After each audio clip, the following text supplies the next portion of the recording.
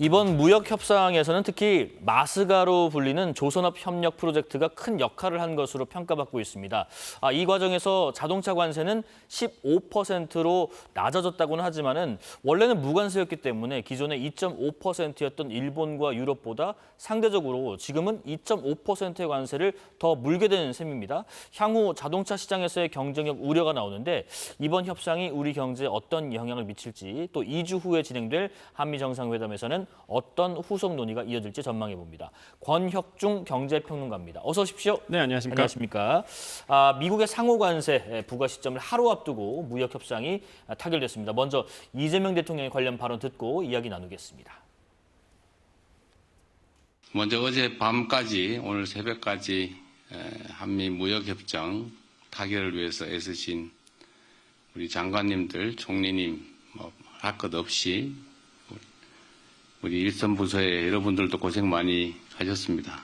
노심초사하고 정말 어려운 환경이죠. 저도 참 좀 뭐라 그럴까 이게 참 이 나라의 국력을 키워야 되겠다. 그런 생각이 들었습니다. 하여튼 그 어려운 속에서도 만족할 정도는 아니지만 그래도 상당한 성과를 이뤄낸 여러분들의 노고에 진심으로 감사드립니다. 상호 관세 그러니까 15%로 낮추는데 합의를 했고 이게 일본과 EU와 같은 수준이다. 평론가님께서는 어떻게 평가하시는지? 저는 이제 선방했다라고 선방. 이제 판단을 해보겠습니다. 사실상 가장 큰 관심이 사실상 뭐 상호 관세 물론 15% 이것도 중요하겠지만은 일단 비관세 장벽을 과연 우리가 어떻게 해치할 수 있느냐, 이걸 방어할 수 있느냐였거든요. 네. 대표적인 게 아시겠지만 30개월 이상 소고기 이거 방어 어떻게 할 거냐, 그다음에 쌀 시장에 대한 추가 개방 이거 어떻게 방어할 거냐라고 생각을 했었단 말이에요. 그렇습니다. 근데 이거 방어했습니다 일단. 그럼 뭐 어떻게 방어했을까라는 게 굉장히 의구점이에요. 네. 미국이 호락호락하지 않거든요. 이곳에서 끊임없이 물론 정부의 인터뷰도 나왔지만은 끊임없이 그것도 너무나 노골적으로 개방을 요구했습니다. 근데 우리는 정부의 입장은 방어했다고 표현했거든요. 그럼 어떻게 방어했을까? 자동차 관세를 일부 양보해줬다라고 좀 판단을 해봐요. 그러니까 자동차 관세가 지금 15%가 이제 책정이 됐는데 원래는 12.5%를 우리가 요구했었습니다. 그렇습니다. 근데 이제 15%가 됐거든요. 좀 이따 말씀드리겠지만 이거에 대해서는 우리가 조금 양보해줬다고 판단을 해봐요. 저는. 그래서 농축수산물 시장을 지키기 위해서 사실상 이제 품목관세, 자동차 관세를 양보해줬다는 표현이 좀 맞을 것 같고 네. 상호관세 15%는 선방을 한 거죠 정말로. 왜냐하면 EU와 일본 모두 15%였습니다. 우리가 똑같이 사실상 15%로 갔기 때문에 주요 국가 대비해서 본다 그러면 분리할 건 없다 이렇게 판단해 봅니다. 일단 전략적으로 취할 것과 줄 것을 좀 나눠서 맞습니다. 쌀과 소고기를 취하는 대신에 이제 자동차를 좀 이렇게 준 셈인데 네. 그럼에도 불구하고 지금까지 받았던 관세율 이게 지금 걱정했던 것보다는 다행이지만 특히 자동차 시장에 있어서는 네. 원래 계속 말씀드리지만 FTA로 무관세였단 말이죠. 네. 이 부분은 좀 아쉬운 대목이 없진 않습니다. 그러니까 아쉬운 점은 분명히 있긴 네. 있어요. 그러니까 어떤 거냐면 뭐 이번 관세를 통해서 확실하게 우리가 뭐 대통령께서도 말씀하셨지만은 국력을 키워야 되겠다라는 생각을 많이 들었다는 그 표현이 좀 맞을 것 같은데 사실상 지금 우리가 한미 FTA가 있잖아요. 네. 근데 이게 사실상 형해화됐다라고 네. 좀 생각을 해봅니다. 형해화가 뭡니까? 이제 모양형의 뼈해자거든요. 그러니까 겉모습만 남아있고 내용은 사실상 싹 없어진 거예요. 네. 그냥 뼈만 남은 겁니다. 그냥 뼈만. 그래서 이게 보면은 내용은 사라지고 껍데기만 남았다라고 표현할 수 있겠는데 사실상 우리는 한미 FTA가 있었기 때문에 자동차가 0%로 사실 미국으로 흘렀단 말이에요. 갔는데 수출했는데 이제는 사실상 15%의 관세가 책정이 된 거거든요. 너무나 아쉽죠. 이 한미 FTA가 사실상 무력화됐다는 점에서는 너무 아쉬운 부분이다라고 생각을 해보겠고 두 번째로는 아까도 말씀드렸지만은 자동차 관세가 우리가 원했던 것이 15.5%입니다. 네. 12.5%인데 12.5%인데 이게 보면은 15%로 됐단 말이에요. 그러니까 사실상 이게 좀 아쉽죠. 왜냐하면 그 일본이나 EU는 2.5%의 관세가 원래부터 있었습니다. 우리는 무관세로 들어갔단 말이에요. 그러면 2.5% 포인트의 차이가 나야 되는데 그래서 우리가 주장했던 게 12.5%의 이제는 관세를 요구했다가 이게 사실상 관철시키지 못했던 점 이런 것들은 좀 아쉽게 이제 느껴지기도 합니다. 네, 지금 미 상무장관이 반도체하고 의약품을 포함해서 앞으로 추가로 품목관세 가능성이 있는 품목들에 대해서 한국이 다른 나라들에 비해서 불리한 대우를 받지 않는 최혜국 대우를 받을 것으로 약속을 지금 했습니다. 이 부분도 어떻게 향후에 좀 성과로 우리가 좀 뽑을 수 있을까요? 그렇죠. 최혜국 대우는 뭐냐 예. 그러면 이게 무역에서 통상적으로 쓰는 제도, 규범이라고 보시면 됩니다. 무슨 얘기냐? 한 국가에게 낮은 관세로 하면 다른 국가에도 최혜국 대우를 해준다는 다른 국가도 똑같이 해주겠다. 예를 들어서 미국이 일본적으로 이제는 반도체 관세에 대해서 낮춰줬어요. 네. 그러면 우리가 최혜국 대우 받기로 약속을 받았죠. 똑같이 낮춰줘야 됩니다. 이게 바로 최혜국 대우라는 이제는 제도거든요. 별도의 또 추가 협상을 하지 않고도. 예, 그래서 이제는 유리하게 똑같이 가겠다. 이걸 이제 약속을 받아냈기 때문에 지금 반도체와 의약품에 대해서 최혜국 대우를 약속을 받았습니다. 그러면 사실 불리할 건 아무것도 없고요. 근데 좀 깊게 들어가면 미국 입장에서는 그렇게 표현할 수밖에 없습니다. 왜 그러냐면 반도체는요 대체에 불과합니다. 우리 빼고는 누가 공급해 주죠? 그러니까요. 만약에 우리가 반도체 공급하지 않으면 미국의 가전제품 다 물가 오릅니다. 그럼 미국 소비자들은 비싼 가격에 사겠죠? 그러면 인플레이션이 또 오거든요. 미국도 부담스러워요. 반도체 사실상 건들 수가 없습니다. 그래서 이제 표면적으로 최혜국 대우 해줄게라고 하지만 미국은 이건 불리하기 때문에 어쩔 수 없이 해준 거다라고 보시면 되겠고 네. 의약품도 마찬가지예요. 트럼프 대통령이 후보 시절에 공약을 했습니다. 야, 싼 의약품을 줄게 국민들에게. 근데 만약에 이런 어떤 의약품 시장에서 대해서도 사실상 관세가 높아진다 그러면 그 공약 지키지 못하거든요.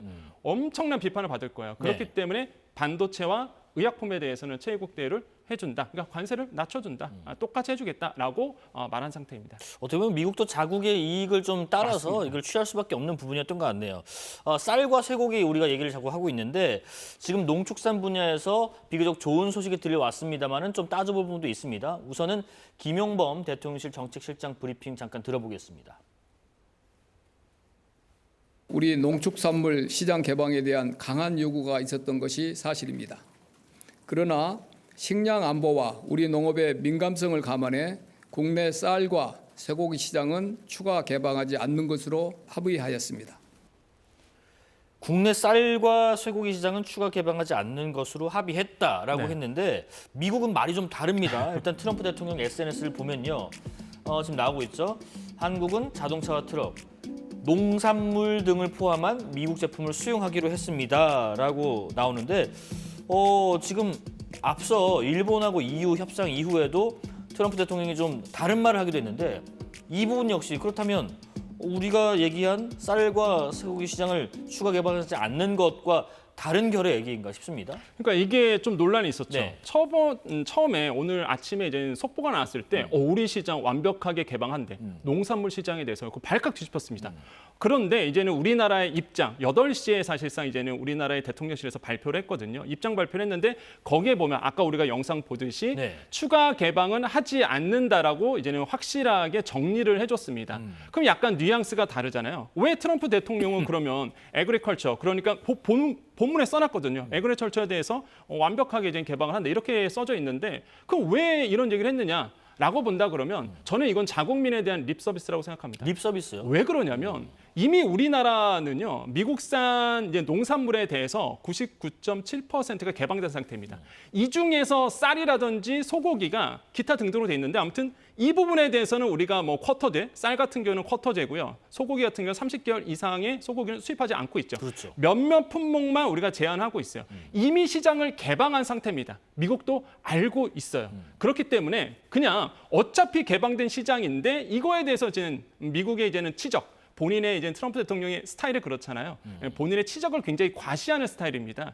어차피 개방된 시장에 이거에 대해서 그냥 문자 하나 더 넣어줬다라고 생각을 해봐요. 그래서 이미 우리나라는요. 미국에 대비해서 본다 그러면 미국산 농산물을 많이 수입하는 5대 국가 중에 하나입니다.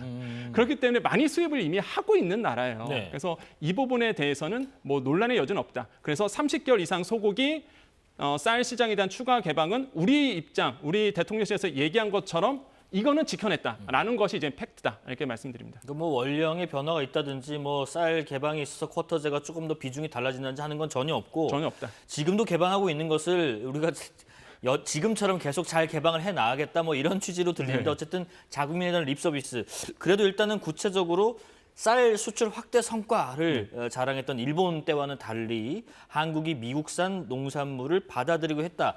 요 수준의 원론적 언급만 했다라는 것은 어떻게 보면 협상에 있어서 우리가 좀 성과를 끌어낸 부분이 있다고 볼 수도 있는 건가요? 네, 저는 그렇게 봐요. 이게 정말 예민한 문제였어요. 이게 농산물, 그러니까 쌀 시장 추가 개방. 지금 우리가 쿼터제로 묶고 있잖아요. 이거를 쿼터로 풀어줄 거냐? 그다음에 30개월 이상 소고기를 수입할 거냐라는 문제는요. 이게 정말 우리에게는 너무나 어려운 문제였습니다. 대통령실에서 브리핑을 한 것처럼 거기 보면 그런 내용이 나옵니다. 이제 현지에 있는 산업부 장관이 얘기했죠.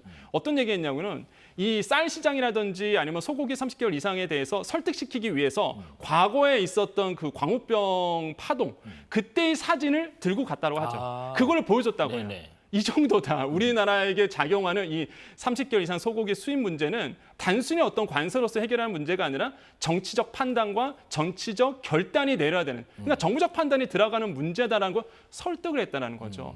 저는 그런 점들이 굉장히 주요했다고 보여집니다. 예. 이거는 양보할 수 없는 영역이었거든요. 그래서 이 부분을 이제 우리나라의 실무진들이 지켜냈다는 부분은 저는 하나의 어떤 뭐 성과로서 좀 뽑을 수 있다. 그래서 정치적 혼란함도 사회적 비용입니다. 만약에 이거 개방했잖아요. 그럼 엄청난 정치적 소용돌이가 오겠죠. 네. 이것도 사회적 비용이 엄청나겠죠. 이걸 아예 그냥 잠재웠다는 부분에 대해서는 저는 성과면 성과다라고 좀 판단을 해보겠습니다. 현상 유지를 위해서도 굉장한 노력이 필요했던 맞습니다. 것 같습니다.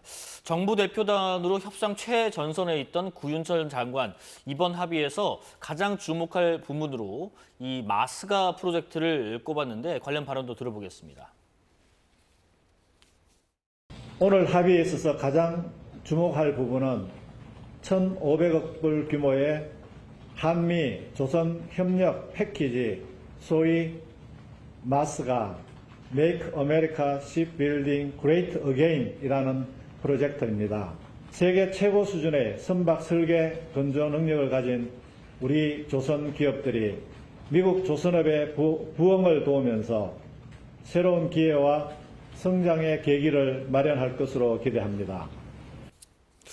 어떻게 보면 그런 얘기도 하더라고요, 전문가분들께서. 이 조선업 프로젝트만큼은 우리가 제시할 수 있는 세계에서 정말 가능한 카드의 유일한 것일 수도 있었다. 이런 부분들이 좀 주요했다는 말도 하던데 대통령도 페이스북에서 관련 내용을 언급하기도 했는데 실제로 구윤철 장관이 얘기한 것처럼 새로운 기회와 성장의 기회, 우리 기업에 좀 혜택이 되는 부분이 실제로 있을까요? 네, 저는 분명히 있을 거다라고 생각을 해보겠고요. 오늘 사실 주가를 보면 알 수 있습니다. 오늘 주가 조선업 예. 다 올랐습니다. 특히 이제 하나오션 같은 경우는 13% 넘게 올랐거든요. 그러니까 이런 걸 봤을 때 시장에서는 굉장히 조선업에 대한 우리나라 기업에 대한 수혜가 있을 거다라고 판단하고 저 개인적 생각으로 마스가라는 이 키워드 워딩을 만든 누군지 모르겠지만 상줘야 된다 이렇게 생각을 해봐요. 마가에서 S를 딱 넣었어요. 맞습니다. 마가라는 거는 결국 미국을 다시 한번 위대하게 만들겠다는 뜻이잖아요. 거기에 이제는 S를 넣은 거죠. 쉽빌딩. 그러니까 조선업이라는 얘기를 넣어서 미국의 조선업을 다시 한번 위대하게 만들겠다. 누가? 우리가 도와줄게. 한국이 도와줄게. 왜 우리는 건조 능력 1위야. 우리는 조선업 정말 잘해. 그다음에 인력 있어. 니네 공급망 다 무너졌잖아. 니네 조선업 안 되잖아. 우리가 도와줄게. 이거였거든요. 너무나 큰 사실상 미국 입장에서는 너무나 매력적인 조건인 거죠. 그래서 이런 조선업을 레버리지 삼아서 다양한 관세 정책들을 이끌어냈다는 점에서 저는 굉장히 주요하고요. 그럼 이게 우리에게 도움이 되냐라고 이제는 많은 분들이 물어보시는데 정말로 도움이 되죠. 그렇지 않고서는 우리나라의 오늘 주가, 조선업 주가가 오르지 못했을 겁니다. 손해라 그러면. 왜? 새로운 시장이 열리는 거예요. 대표적으로 하나오션 보겠습니다. 하나오션 미국의 필라델피아에 있는 필리조선소를 2년 전에 인수를 했거든요. 그렇죠. 거기에서 다양한 산업들이 일어날 수 있겠죠. 어떤 산업이냐? 미국 입장에서는 MRO 사업, 그러니까 군함에 대한 MRO, 그러니까 유지, 보수, 정비라는 뜻인데요. 이 MRO 사업에 대해서 어떻게 할까 고민이 많습니다. 가장 원하는 건 이거예요. 미국 내에서 사실상 모든 걸 하고 싶어 하는데 이미 조선업에 대한 공급망이 완전히 무너진 상태거든요. 하고 싶어도 못합니다. 그런데 하나오션이라는 기업이 필리조선소를 인수해서 거기서 지금 기술 파견하고 있거든요. 기술진 가 있습니다. 기술 파견했죠. 거기에서 교육시켜주죠. 인프라 다시 세워주죠. 공급망 만들어줍니다. 너무 땡큐죠, 미국 입장에서는. 그래서 저는 이러한 점들이 굉장히 주요했다고 생각을 해보겠고 이런 점에서 연장선에서 본다 그러면 우리나라 기업인들이 정말로 물리밋에서 정말 협상을 하기 위해서 열심히 노력했다. 이런 점들도 정부가 이미 얘기를 했습니다. 현지에 있는 산업부 장관이라든지 통상교섭본부장이 얘기한 것처럼 기업인들이 사실상 물밑에서 협상하는 데 많이 도움을 줬다라고 얘기를 했거든요. 이런 점들이 굉장히 좀 높이 사야 될 부분이 아닐까 이렇게 판단해 봅니다. 뭐 경제 그 수준이나 크기는 좀 다르지만 그래도 좀 비교를 해보겠습니다. 지금 이번 협상에서 이 조선업 펀드를 포함해서 우리가 미국에 모두 3,500억 달러, 그러니까 한화로 한 487조 원 규모의 투자를 하는 것으로 이제 알려졌는데, 일본 같은 경우는 지금 보시는 것처럼 5,500억 달러, 그러니까 한화로 약 764조 원 규모고요. 이유는 6천억 달러인데 이런 것과 비교했을 때 또 어떤지. 예를 들면 기업이 주도하는 조선업 1,500달러를 이제 제외하면 우리 펀드 규모는 2천억 달러로 일본과 비교했을 때는 한 36% 수준이라고 하더라고요. 이런 부분에 따졌을 때 우리의 평가 어떻게 좀 내리면 되겠습니까? 일각에서 이런 얘기를 해요. 네. 아니, 경제 규모를 보면 우리가 믿지는 장사다. 경제 규모가 있는데 이유와 엄청난 경제 그룹이고 일본 우리와의 사실상 경제 격차가 좀 벌어져 있거든요. 경제 규모를 봤을 때 우리가 2천억 달러 투자하는 게 너무 믿지는 장사 아니겠느냐라고 하시는데, 근데 이걸 또 미국 입장에서 한번 가볼게요. 그럼 미국은요, 사실상 본인들의 무역 적자, 이 관세 이슈가 왜 일어납니까? 본인들의 무역 적자를 해소하기 위해서 일어난 거잖아요. 처음엔 그랬죠. 그러면 일본과 우리나라 봤을 때 똑같은 나라인 거예요. 왜 그러냐면 한국은 660억 불, 일본은 685억 달러 정도가 사실상 미국 입장에서 보면 적자입니다. 반대로 보면 우리나라는 흑자죠. 흑자죠. 예. 그러다 보니까 똑같아요. 일본이나 한국이나. 그래서 이제는 비슷한 규모의 투자를 계속적으로 우리한테 요청했던 겁니다. 처음 요청했던 건 4천억 달러였습니다. 근데 이거에 대해서 우리가 3,500억 달러, 거기에서 실제 1,500달러를 빼면은 한 2천억 달러 정도 되는 거잖아요. 이 정도에서 사실상 저는 선방했다고 보거든요. 그래서 저는 이게 나쁘게 보면 한없이 나빠 보이고요. 그렇기 때문에 이런 부분에서는 인정할 건 인정하자. 그래서 이것도 저는 잘 선방했다 이렇게 생각을 판단해 봅니다. 예, 여기서 또 하나가요. 트럼프 대통령의 SNS에 대한민국은 미국에 3,500달러 규모를 투자하고 이 투자금은 미국이 소유하고 통제하며 대통령인 본인이 직접 선정한다, 고르겠다 이렇게 밝혔는데, 지금 김용범 대통령실 정책실장 해석까지 좀 듣고 어떻게 해석하는지 답변을 또 들어보겠습니다. 실제 어떻게 일본도 그 이제 펀드의 구성 이런 거에 대해서 아주 디테일하게 자세하게 그렇게 합의된 게나 이런 게 없기 때문에 다들 이제 각각 좀 설명들이 다르거든요. 근데 우리는 일본 펀드 그 딜을 우리가 정말 정밀하게 분석을 했고, 많은 정보가 밝혀져 있지 않았지만 우리는 우리 나름대로 안전 장치들을 훨씬 더 많이 포함시켰다 이렇게 말씀드리겠습니다. 아니, 투자는 우리가 하는데 네. 통제는 미국이 한다라는 것이 선뜻 와닿지가 않습니다. 근데 이제 트럼프 대통령 입장에서 보겠습니다. 뭐 일본도 마찬가지고요. 유럽은 EU 같은 경우는 6천억 달러, 그다음에 일본 같은 경우는 5,500억 달러. 우리는 사실상 3,500억 달러잖아요. 네. 근데 EU나 일본이나 비슷해요. 언제 투자할 거냐? 이게 약간 구체적이지 않습니다. 일본 같은 경우에도 5,500억 달러 투자한다. 우리 돈으로 760조 원이나 되는데 이걸 언제 투자할 거냐? 언제 어떻게 할 거냐? 이게 약간 아까도 인터뷰에 나왔지만은 약간 모호하거든요. 그러니까 트럼프 대통령이 그래서 이런 얘기를 하는 겁니다. 본인들이 주관하겠다. 그 중에서 내가 주도적으로 활용을 하겠다, 네. 관리하겠다 이런 얘기를 했어요. 그 뜻은 뭐냐? 일단은 여기에 이제는 투자해라라고 지목을 한다는 거죠. 그러면은 언제, 어떻게, 어디에 투자할 거냐가 명확하게 나오잖아요. 그래서 트럼프 대통령이 그런 뉘앙스로 이제는 얘기를 했다라고 우리는 판단할 수 있는 거예요. 네. 그래서 모호한 게 아니라 일단은 트럼프 대통령 입장에서는 딱 정확하게 그 돈을 가지고 투자금을 가지고 어디에 투자한다는 걸 명확하게 하고 싶어하는 정말 전형적인 비즈니스맨, 이런 구조라고 보시면 되겠고, 네. 또 하나가 이런 문제가 있습니다. 사실상 이제는 이 투자 금액을 그러면 누가 사실상 수익을 얻어가냐. 금방 그렇죠. 앵커님 말씀하신 예. 것처럼. 생각해 보십시오. 우리가 만약에 미국에 이제 투자를 하잖아요. 뭐 투자도요. 사실상 직접 투자 아닙니다. 우리가 얘기하는 2천억 달러가 뭐 우리가 돈을 싸들고 가서 거기서 이런 표현은 아니거든요. 대부분이 아마 이제 보증이라든지 우리나라 기업이 미국에 진출할 때 자기 자본 들어가지 않거든요. 그러니까 직접 투자보다는 보증이나 뭐 대출이나 맞습니다. 이런 부분으로요. 네, 예. 보증 받아서 사실상 빌려서 가거든요. 그럴 때 이제 정부의 수출입은행이라든지 국책은행들이 사실상 보증서를 써줍니다.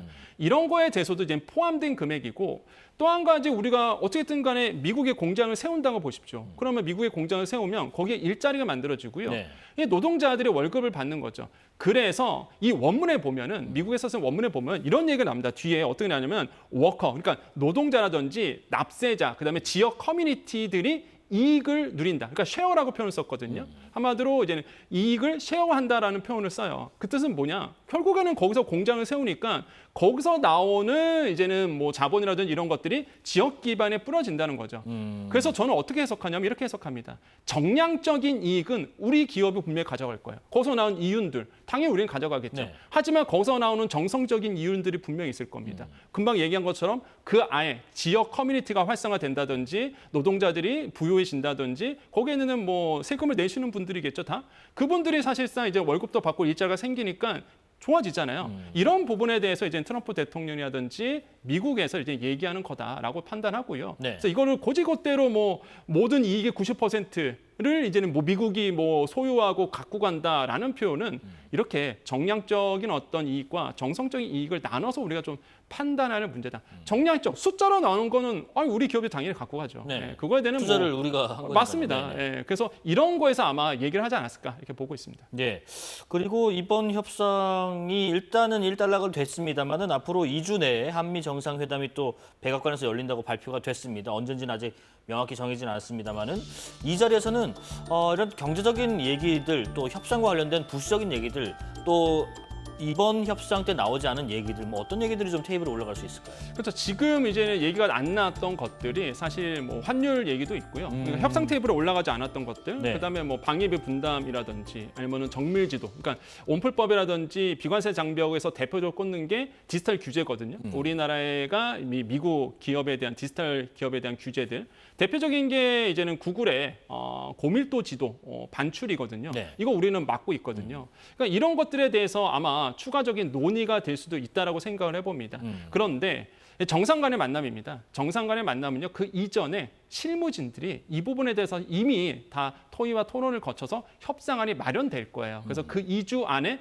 더 빠른 그리고 더 열심히 일할 수밖에 없는 구조가 이제 만들어질 거라 보고 있고, 그래서 아마 이런 아젠다들, 그러니까 의제들이 세팅이 된다 그러면 금방 말씀드렸던 방위비 분담도 분명히 얘기가 나올 것 같고요, 디지털 규제도 나올 것 같고 이런 것들에 대해서 아마 논의가 이루어지지 않을까 보입니다. 그리고 아마 이제 정상 간의 만남이 이루어지면 그동안 이제 협상에서 나왔던 얘기들을 마지막으로 이제 못 박는, 한마디로 이제는 더 이상 논란의 여지가 없을 정도의 확고한 내용들이 형문화돼서 한마디로 이제는 종이라든지 문서로서 아마 확인이 될 거다. 그래서 이렇게 판단해 보겠고요. 결론적으로 저는 이번에 초반에도 말씀드렸다시피 예. 선방했다. 저는 그렇게 이제 평가를 해봅니다. 그 정상회담 때 일본처럼 이렇게 뭐 삭선을 한다든지 이런 일이 없어야 될 텐데 짧게 한 가지만요. 철강에 대한 얘기는 이번에 나오지 않았거든요. 네. 철강에 대한 관세도 그대로 유지가 되는 건데 지금 철강업계들 되게 우려하고 있는 상황에서 철강 관련된 얘기도 좀 나올 가능성이 좀 있을까요? 예, 근데 이제 철강과 알루미늄, 그다음 구리는요, 미국이 양보를 안 합니다. 지금 50%의 관세를 우리가 받고 있고 이건 네. 우리뿐만 아니라 다른 나라도 똑같이 하고 있거든요. 철강은요, 아예 관세 협상에서 외국도 마찬가지입니다. 일본도 그렇고 EU도 그렇고 얘기를 안 해요, 잘. 그래서 이거에 대해서는 미국이 꼭 지키고자 하는 어떤 뉘앙스가 느껴집니다. 아마 이 부분도 차후 계속적으로 논의될 가능성이 굉장히 크다라고 판단해 보겠고, 철강업체가 그래서 조금 분위기가 안 좋은 건 사실이거든요. 그래서 이 문제가 협상 테이블에 올라가서 빨리 조속히 이제 마무리됐으면 좋겠다라는 판단해 봅니다. 네. 자, 권혁중 경제평론가와 한미 상호 관세 타결과 무역 협정 내용들 분석해 봤습니다. 고맙습니다. 네, 감사합니다. 7월의 마지막 날 사사건건은 여기까지입니다. 시청해주신 여러분 고맙습니다. 내일 뵙겠습니다.